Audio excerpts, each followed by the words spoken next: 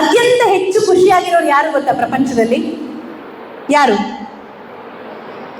ಪ್ರಪಂಚದಲ್ಲಿ ಅತಿ ಹೆಚ್ಚು ಖುಷಿಯಾಗಿರೋರು ಯಾರು? ಯಾರು ಅತ್ಯಂತ ಖುಷಿಯಾಗಿರೋರು? ಯಾರು? ಅಪ್ಪ ಅಮ್ಮನ ಜೊತೆ ಖುಷಿಯಾಗಿರೋರು. ಬೇರೆ ಯಾರು?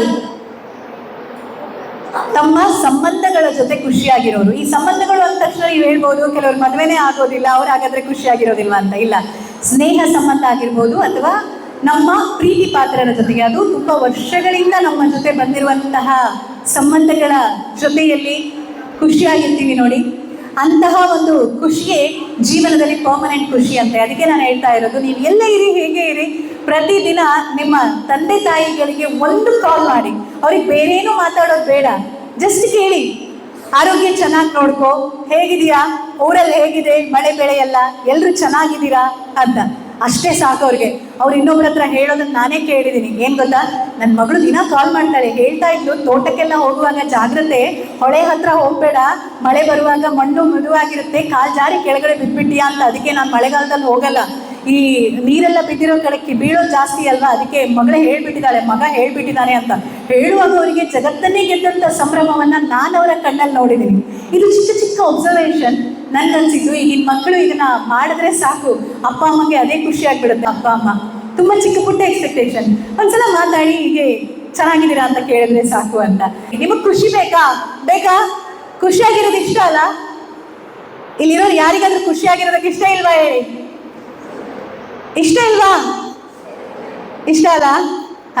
ಹಾಗಾದ್ರೆ ಮೊದಲು ಇನ್ನೊಬ್ಬರನ್ನ ನೀವೇ ಅವರು ಹೇಗೆ ಖುಷಿಯಾಗಿರೋ ಹಾಗೆ ನೋಡ್ಕೋಬಹುದು ಅಂತ ಒಂದು ಹೆಜ್ಜೆ ಮುಂದೆ ಹೋಗಿ, ಅವರಲ್ಲಿರುವಂಥ ಒಳ್ಳೆ ಗುಣಗಳನ್ನ ಅಪ್ರಿಷಿಯೇಟ್ ಮಾಡಿ, ಅವ್ರಿಗೆ ಕಾಂಪ್ಲಿಮೆಂಟ್ ಕೊಡಿ, ಗ್ರ್ಯಾಟಿಟ್ಯೂಡ್ ಹೇಳಿ.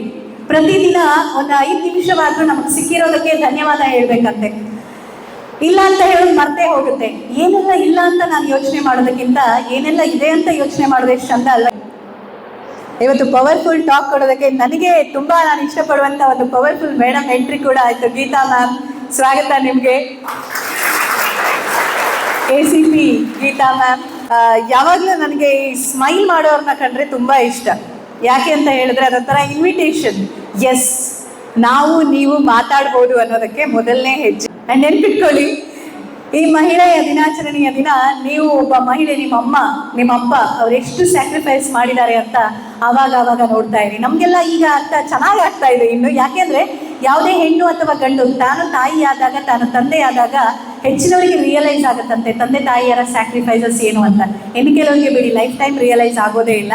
ಬೇರೆ ದೇಶಗಳಲ್ಲಿ ಅಥವಾ ಬೇರೆ ಬೇರೆ ಊರುಗಳಲ್ಲಿ ಇರುವವರು ಊರಿಗೆ ಸಹ ವಾಪಸ್ ಬರದೇ ಇರುವಂಥ ಸಮಾಜದಲ್ಲಿ ನಾವಿದ್ದೀವಿ. ಅದು ಬೇಡ ನಮಗೆ. ಇಲ್ಲಿ ನಮಗೆ ಸಕ್ಸಸ್ ಬೇಕು, ನಮಗೆ ಹಣ ಸಹ ಬೇಕು, ಜೊತೆಗೆ ಪ್ರೀತಿ ಬೇಕು, ಸ್ನೇಹ ಬೇಕು, ವಾತ್ಸಲ್ಯ ಬೇಕು, ಫ್ಯಾಮಿಲಿ ಬೇಕು. ಸೊ ಇನ್ನೊಂದು, giving back to the society. ಎಲ್ಲ ಆಯಿತು, ಲೈಫಲ್ಲಿ ಎಲ್ಲವೂ ಬಂತು, ಎಂಡಲ್ಲಿ ನಾವು ನಮಗೋಸ್ಕರ ಮಾತ್ರ ಬದುಕೋದಾ ಅಥವಾ ಬೇರೆಯವ್ರಿಗೋಸ್ಕರ ಕೂಡ ಬದುಕಬೇಕಾ ಅನ್ನುವಂಥ ಪ್ರಶ್ನೆ ಅಲ್ವಾ? ಈ ಭೂಮಿ ಮೇಲೆ ನಾವು ಬಂದಿದ್ದೀವಿ ಅಂತಂದ್ರೆ ಏನಾದರೂ ಮಾಡಬೇಕು, ಸುಮ್ಮನೆ ಹೋಗೋದಾ? ನೀವೇ ಹೇಳಿ, ಬಂದಿದ್ದೀವಿ ಅಂತಂದ್ರೆ ಏನಾದರೂ ಚಿಕ್ಕ ಪುಟ್ಟದಾದ್ರೂ ಮಾಡಿ ಹೋಗ್ಬೇಕಲ್ಲ? ಮಾಡ್ಬೇಕಾ ಬೇಡವಾ? ಇಷ್ಟೆಲ್ಲ ಎಜುಕೇಶನ್ ಕೊಡ್ತಿದ್ದಾರೆ ನಿಮಗೆ ಪೇರೆಂಟ್ಸು, ಸೊಸೈಟಿ ಇಷ್ಟೆಲ್ಲ ಕೊಡ್ತಾ ಇದೆ, ಗೌರ್ಮೆಂಟ್ ಇಷ್ಟೆಲ್ಲ ಕೊಡ್ತಾ ಇದೆ. ಇದೆಲ್ಲ ಋಣ ಇಲ್ವಾ ನಮ್ಮ ಮೇಲೆ? ಇದೆ ಅಲ್ವಾ? ಒಂದು ಮಗಳು ಕೇಳಿದ್ಲಂತೆ ತಂದೆಯನ್ನ, ಅಪ್ಪ ಸಮಾಜ ಅಂದ್ರೆ ಏನು, ನಾವು ಯಾಕೆ ಅವ್ರಿಗೆ ವಾಪಸ್ ಕೊಡಬೇಕು ಅಂತ. ಆಗ ಅಪ್ಪ ಹೇಳ್ತಾನಂತೆ, ನೋಡಮ್ಮ, ನೀನು ಊಟ ಮಾಡ್ತಿದೀಯಲ್ಲ ಈ ಅನ್ನ, ಇದನ್ನ ಯಾವುದೋ ರೈತ ಕಷ್ಟಪಟ್ಟು ಸಂಪಾದನೆ ಮಾಡಿದ್ದು. ನೀನೀಗ ಹಾಕೊಂಡಿದೆಯಲ್ಲ ಈ ಬೆಳೆಗಳು ಅದು ಯಾರದ್ದೋ ಒಂದು ಶ್ರಮದಿಂದ ಬಂದಿರುವಂಥದ್ದು. ನಾವಿವತ್ತು ಇಲ್ಲಿ ಕೂತ್ಕೊಂಡು ಏನೆಲ್ಲ ನಾವು ಅನುಭವಿಸ್ತಾ ಇದ್ದೀವಿ ನೋಡು, ಅದರ ಹಿಂದೆ ಅದೆಷ್ಟೋ ಜನರ ಶ್ರಮ ಇದೆ. ಅದನ್ನು ನಾವು ದುಡ್ಡು ಕೊಟ್ಟೇ ಖರೀದಿ ಮಾಡಿರ್ಬೋದು, ಆದರೆ ಆ ಸಂಪತ್ತು ನಮ್ಮ ಸಮಾಜಕ್ಕೆ ಸೇರಿದ್ದು. ರಿಸೋರ್ಸಸ್ ನಮ್ದಲ್ಲ. ಇದನ್ನ ಒಂದು ಎಕ್ಸಾಂಪಲ್ ಮೂಲಕ ಹೇಳೋದಾದ್ರೆ, ರತನ್ ಟಾಟಾ ಅವರು ಒಮ್ಮೆ ಒಂದು ಕಂಟ್ರಿಗೆ ವಿಸಿಟ್ ಮಾಡಿದಾಗ ಊಟ ಮಾಡುವಾಗ ಊಟ ವೇಸ್ಟ್ ಆಯ್ತಂತೆ. ಇವರು ಊಟ ಬಿಟ್ಟು ಬರುವಾಗ ಅಲ್ಲಿ ಅವರು ಊಟ ವೇಸ್ಟ್ ಮಾಡೋ ಹಾಗೆ ಇಲ್ಲ, ಫೈನ್ ಹಾಕ್ತಾರೆ. ಇವರಲ್ಲಿ ಮಾತುಕತೆ ನಡೆದಾಗ ಅಲ್ಲಿ ಅವ್ರು ಹೇಳ್ತಾರಂತೆ, ನಾವು ಹಣ ಕೊಟ್ಟಿದ್ದೀವಲ್ಲ ಮತ್ತೆ ಯಾಕೆ ಅಂತ ಇವ್ರ ಜೊತೆ ಇದ್ದವ್ರು ಯಾರೋ ಕೇಳಿದ್ರಂತೆ. ನಿಮ್ಗೇನು ಹಣ ಬಂದ ಮೇಲೆ ಊಟ ವೇಸ್ಟ್ ಆದರೆ ಏನು ಚಿಂತೆ ಅಂತ. ವೇಸ್ಟ್ ಮಾಡಿರೋದು ಬರೀ ನೀವು ನಿಮ್ಮ ಸಂಬಂಧಪಟ್ಟಂತಹ ನೀವು ದುಡಿದಂತಹ ಹಣ ಅಷ್ಟೇ ಅಲ್ಲ, ಸಮಾಜದ ಸಂಪನ್ಮೂಲ. ಅದನ್ನೇ ಹೇಗೆ ವೇಸ್ಟ್ ಮಾಡ್ತೀರಾ ನೀವು ಅಂತ. ಅದೇ ರೀತಿ ನಾವು ಕೂಡ ನಾವು ಏನು ಪಡ್ಕೊಂಡಿದ್ದೀವೋ ಅದನ್ನು 100ಕ್ಕೆ 100ರಷ್ಟು ವಾಪಸ್ ಕೊಡೋದಕ್ಕೆ ರೆಡಿ ಆಗಿರ್ಬೇಕು. ಕೊನೆಯದಾಗಿ ಬೆಳಿಗ್ಗೆ ಎದ್ದ ತಕ್ಷಣ ಒಂದು ಥ್ಯಾಂಕ್ಸ್ ಇಂದ ನಿಮ್ಮ ದಿನವನ್ನ ಶುರು ಮಾಡಿ. ಆಗಲೇ ನಿಮ್ಮ ಎನರ್ಜಿ ಜಾಸ್ತಿ ಆಗುತ್ತೆ. ಯಾಕೆ ಅಂತಂದ್ರೆ ನಮ್ಮ ಹತ್ರ ಅದಿಲ್ಲ ಇದಿಲ್ಲ ಅಂತ ನಾವು ಕಂಪ್ಲೇಂಟ್ ಮಾಡ್ತಾನೆ ಇರ್ತೀವಿ.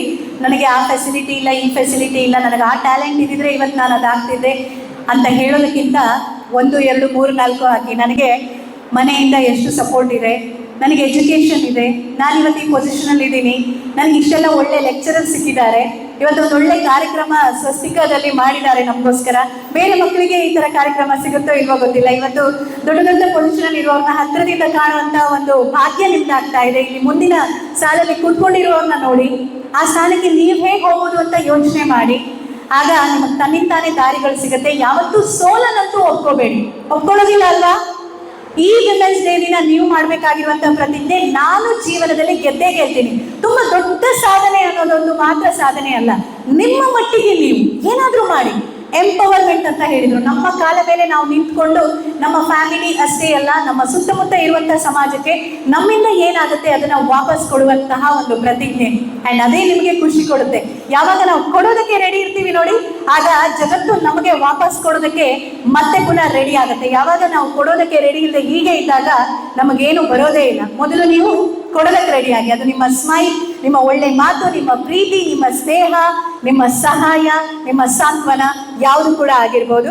ನನಗೆ ಈ ವೇದಿಕೆಯಲ್ಲಿ ಮಾತಾಡೋದಕ್ಕೆ ಇಷ್ಟೊತ್ತು ಅವಕಾಶ ಕೊಟ್ಟಂತಹ ಶ್ರೀಯುತ ರಾಘವೇಂದ್ರ ಹೊಳ್ಳ ಸರ್ಗೆ ನಾನು ಮನದಾಳದ ವಂದನೆಗಳನ್ನು ಅರ್ಪಿಸ್ತಾ ಇದ್ದೀನಿ.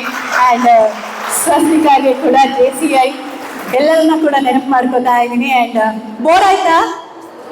ಏನಾದರೂ ತಲೆ ಒಳಗಡೆ ಹೋಯ್ತಾ?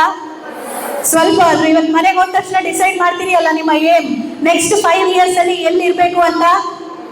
S, thank you so much. ರೆಡಿಯಾ? ಅಲ್ಲ, ಇಷ್ಟೊತ್ತೆಲ್ಲ ಆಟ ಆಡಿ ಗಮ್ಮತ್ ಮಾಡಿ ಈಗ ಭಾಷಣ ಕೇಳಬೇಕು ಅಂತಂದ್ರೆ ಸತ್ಯ ಹೇಳಿ, ಎಷ್ಟು ಜನರಿಗೆ ನಿಜವಾಗಿಯೂ ಇಂಟ್ರೆಸ್ಟ್ ಇದೆ? ನಿಜವಾಗಿಯೂ ಇಂಟ್ರೆಸ್ಟ್ ಇದೆ. ನಾನೇನು ಬೇಜಾರು ಮಾಡ್ಕೊಳ್ಳಲ್ಲ. Yes, thank you. ಇಂಟ್ರೆಸ್ಟ್ ಇಲ್ಲ ಅಂತಂದ್ರೂ ಅದು ಓಕೆ. ಯಾಕಂದ್ರೆ ನೀವು ಸತ್ಯ ಒಪ್ಕೊಂಡಿದ್ದೀರಾ. ಬೆಳಿಗ್ಗೆಯಿಂದ ಸಂಜೆವರೆಗೂ ಇನ್ನೇನು ಮನೆ ಸೇರುವಂತ ಹೊತ್ತು ಇಷ್ಟೊತ್ತಿಗೆ ಪವರ್ ಟಾಕ್ ಅಥವಾ ಯಾವುದಾದ್ರೂ ಭಾಷಣ ಅಂತಂದ್ರೆ ಸಭಾ ಕಾರ್ಯಕ್ರಮಕ್ಕೆ ಯಾರು ಬರೋದೇ ಇಲ್ಲ. ಕಾರ್ಯಕ್ರಮಗಳಲ್ಲಿ ನಾವು ಸಭಾ ಕಾರ್ಯಕ್ರಮ ನಿರೂಪಣೆಗೆ ಹೋದ್ರೆ ಬರೀ ಖಾಲಿ ಕುರ್ಚಿನ ನೋಡ್ಬೇಕಾದಂತ ಪರಿಸ್ಥಿತಿ ಇರುತ್ತೆ ಕೆಲವೊಂದ್ಸಲ. ಆದ್ರೆ ನಾನು ಹೇಳೋದು ಆ ಥರ ಸ್ಪೀಚ್ ಅವಕಾಶ ಸಿಕ್ಕಿದಾಗಲೆಲ್ಲ ಕೇಳಿ. ಯಾಕಂದ್ರೆ ನಿಮ್ಮನ್ನದು ಎಲ್ಲಿ ಬೇಕಾದ್ರೂ ಕರ್ಕೊಂಡು ಹೋಗ್ಬೋದು. ಈ ಸ್ಟೇಜ್ಗಿರುವಂಥ ಪವರೇ ಹಾಗೆ. ಆ ಸ್ಟೇಜ್ ಮೇಲೆ ಯಾರಾದರೂ ಅತಿಥಿಗಳು ಬರ್ತಿದ್ದಾರೆ ಅಂತಂದ್ರೆ ಅವ್ರನ್ನ ಸುಮ್ಮನೆ ಕರೆದಿರಲ್ಲ. ಅವ್ರೇನೋ ಸಾಧನೆ ಮಾಡಿರ್ತಾರೆ, ಅದಕ್ಕೋಸ್ಕರನೇ ಅವ್ರನ್ನ ಕರೆದಿರ್ತಾರೆ. ಅಂತಂದ್ಮೇಲೆ ನಾವು ಕೂಡ ಏನಾದರೂ ಆಗ್ಬೇಕಲ್ಲ. ಸೊ ಇಲ್ಲಿರುವಂಥ ಎಷ್ಟು ಜನರಿಗೆ ಲೈಫಲ್ಲಿ ಏನಾಗಬೇಕು ಅನ್ನುವಂಥ ಒಂದು ಗುರಿ ಇದೆ. ನಾನು ಇದೇ ಆಗ್ತೀನಿ after 5 years I want to look myself here ಅಂತ ಅನ್ಕೊಂಡಿರೋರು. ಉಳ್ದವರೆಲ್ಲ ಏನು ಯೋಚನೆ ಮಾಡ್ತಿದ್ದೀರಾ? ಜೀವನ ಹೋದಾಗೆ ಹೋಗುತ್ತೆ, ಆಮೇಲೆ ಏನ್ ಮಾಡ್ಬೇಕು ಅದನ್ನ ಮಾಡ್ತಾ ಹೋಗೋದು ಅಂತ ಅಲ್ಲ? ಇಲ್ಲ, ಇನ್ನು ಗೊಂದಲ ಇದೆಯಾ ಏನಾಗ್ಬೇಕು ಅಂತ? ಕನ್ಫ್ಯೂಷನ್ಸ್ ಇದೆಯಾ ಅಥವಾ ಕ್ಲಿಯರ್ ಇದೆಯಾ? ರೂಟು ಕ್ಲಿಯರ್ ಇದೆ.